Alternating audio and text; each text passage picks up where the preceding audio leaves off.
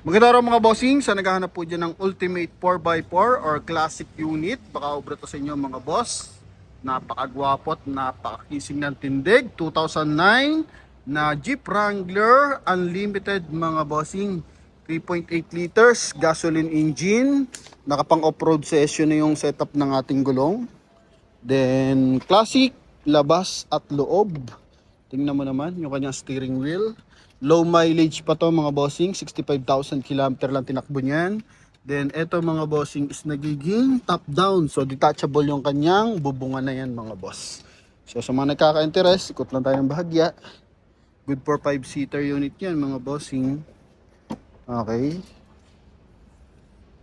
Price natin dito is 1,290,000. Kasama dyan yung transfer of ownership. Madalang tayo magkaroon ng gantong unit mga boss.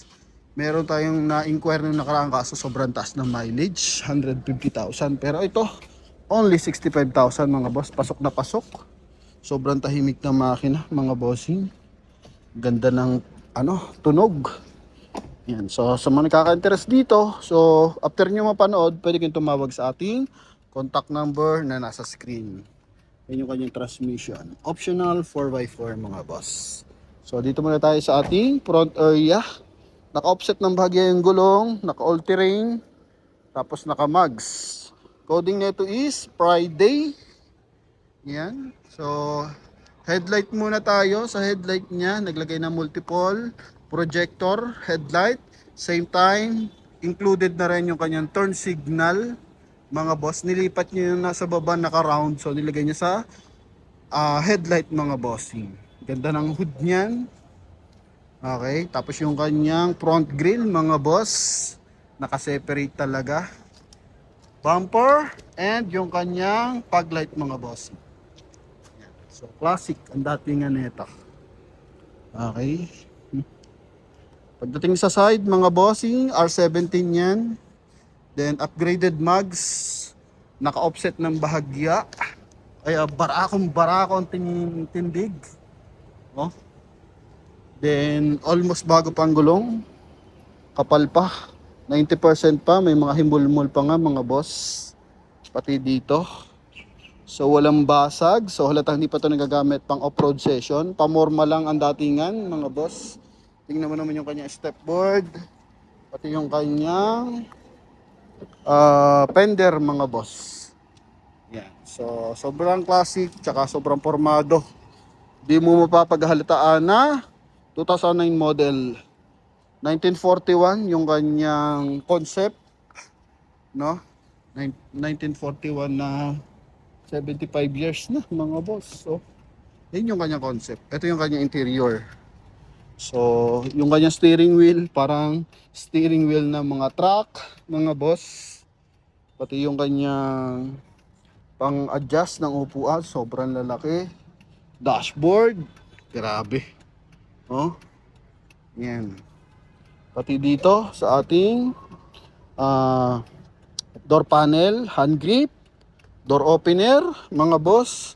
Alam mo, door opener ng tangke. Yan oh. Isang takip na ng tangke yan, mga bossing.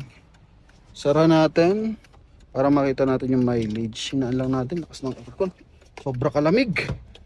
Ito yung kanyang mileage mga boss. Medyo open lang. Ayan. Ito mga bossing. Mileage niya 65,775 km. Ang ganda ng busina oh. Pan-trap din yung busina niya mga boss. Central locking. Tapos sa window, nandito yan sa center. O tama. Ito yung pinagkunan ng forma ng Jimny mga boss. Oh, kung sa Jimny, makikita nyo, ganito rin yun sa Jimny natin. Nandito yung ating mga control sa gitna. Window controls. Pati aircon ventilation mga bossing, no? Classic ng kanyang audio. So, naka 1 din audio system. Ito yung kanyang. So, para ma-open mo to mga boss, tatanggalin mo lang yung mga lock. Okay, tuturuan ko kayo para at least pare-pares tayong wala pang Jeep Wrangler, edi pare-pares na tayong marunong mag-open. Okay, so Dito, turuan ko kayo paano magtanggal. Sana tama, no? Hinuhulaan lang din pala. So, nakapag-open na tayo nito minsan mga boss. Yan. Oops, meron pa pala dito mga bossing. So, ganyan yan mga boss. And ganyan. Okay. Then dito rin. So, simple lang. Pero ito, sobrang fit to mga boss. Yan o. Yan. Okay. So, hindi lang natin mapapersa kasi nga dapat dalawang kamay. So, dito naman is yung kanyang vulvar. So, yung vulvar niya mga boss, makikita natin yan. Bibigyan ko kayo ng sample mamaya mga boss. Kumbaga, isang malaking bakal yan nakapaikot mga boss. So, mamaya natin ibabalik to. Okay, so dapat yan may aangat pa natin. No? Kailangan lang alalay. No? Baka may mga pinlock pa sa likuran. So, at least, nabigyan ko kayo ng idea na natatanggal yung kanyang bubungan mga bossing. Then, sa dashcam, kasama na to, harap at likod mga bossing, pati yung kanya review. Ayan, no? Sa sobrang classic nito mga boss, win na to. Naka 3M tint ka pa. Tapos, price 1,290,000 lang mga bossing. Marami tayong buyer na makaka-interest dito kasi marami tayong mga retired and professional na mga viewers and buyers mga bossing, no? Sa ating transmission, so nandito yung ating pang option na 4x4 and automatic transmission to mga boss. Then yung ating hazard switch, 12 volt socket power outlet mga bossing. Yan. Tapos yung ating air conditioning system, mga windows, blower, yan, magkabilaan mga boss. So ito na yung lolo ni Jimny mga bossing. Kasi na 2000, yung mga Jimny ngayon ha. Pero syempre yung Jimny may mga unang labas pa rin. Kumbaga yung forma ba mga boss nung bagong Jimny natin. Okay, yung lumalabas ng 2019 hanggang 2026. Yan, so gantong-ganto yun mga boss. Ganda ng loob. Tapos naka cruise control. Okay, yan ha. So ginawan leather yung upuan. Maingat talaga may-ari mga bossing, oh. Ginawan leather. Tapos dito parang box ng robot yung gitna. Okay, so pakita natin yung kanyang second row. Window, same ng window ng Jimny, kwadrado. Oh. Yan oh. Ganda, 'di ba? So, mamaya pa mapapakitaan ko kayo. To speaker to mga boss. Even dito, I think nadidetach to mga boss eh. Okay, meron na ito tayo dati sa Bacoor, yung kulay black, nabenta na eh. So, yung kulay black natin is, meron kasi siyang top load kaya hindi natin matanggal noong time na yan. So, ito yung likod niyan. Naka-rough around bumper mga bossing. Tapos spare tire. Oh, so mahihilig dyan sa camping. Eto, buksan natin lang. Paano babuksan yun? Central lock. Naka-unlock naman mga boss eh.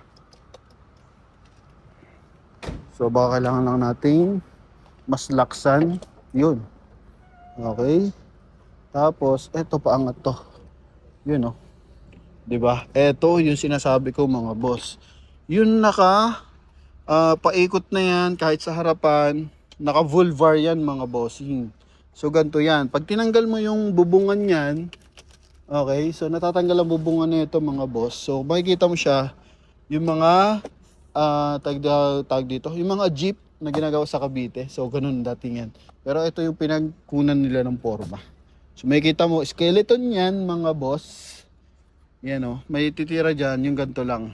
Even yung mga sidings, natatanggal po yan. Yun nga lang, mahabang proseso. Kasi may mga, ano yan, screw. Okay, special na tools ang gagamitin dyan mga boss. Yung kabilang side. Oh. All goods pa yung mga gulong yan, mga bossing. Oh. Yan o. Then, sa bubungan, yan yung bulbar, nakikita natin mga boss. Oh. Eto. Itong buong harap na yan, natatanggal yan. Naangat yan. Totally lahat naman to mga boss. Pwede mo itira yung kanyang pinaka-bulbar lang, tsaka pinto. Yan mga boss, oh. Diba? Naka-bulbar yan. Kaya kung naghahanap ka ng classic, ito available tayo sa ating Jeep Wrangler.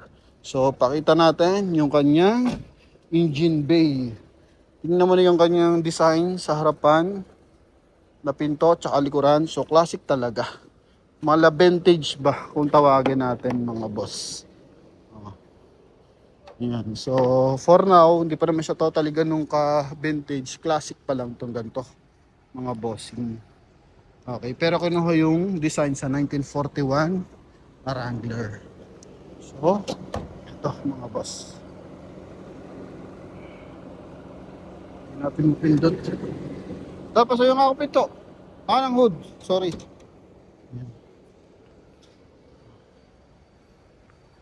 Ito di ba naangat? Yun o, magkabilaan. Madali lang ibalik yan kasi ito, nalalak to mga boss. So, di pa sila familiar, pero ako familiar na ako dyan mga boss. I-hood mo lang konti. Yun o.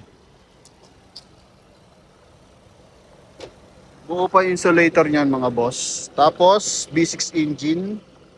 Yan, maayos ang makina. Walang mga tagas yan mga bossing, no? Oh. Pati dito sa kabilang side. So, gamit niyang baterya Motolite Gold. So, kasi nga, Pino, dahil gasolina to mga boss. So, kahit pa lumang modelo, basta alaga, walang mga tagas. So, klarado yan mga bossing. Ganda ng timing ng makina. Okay, so walang U-pin panel, walang mga punit na dito bracket mga boss. So yun lang mga bossing, sa mga nakaka-interest dito, 1,290,000 mga boss. Pwede nyo itong makuha ng ating Jeep Wrangler mga boss. Okay, classic unit. May pampigil talaga siya, no? Oh. Sa mga mahilig dyan off-road mga boss, o kaya mag-camping. So camping tent na lang kulang na ito mga boss, lalarga na. So maraming salamat sa ating mga viewers and buyers at mga lupalop sa mundo mga bossing. Thank you sa pagsuporta sa ating YouTube channel and Promote PH na page mga bossing. Thank you and bye bye.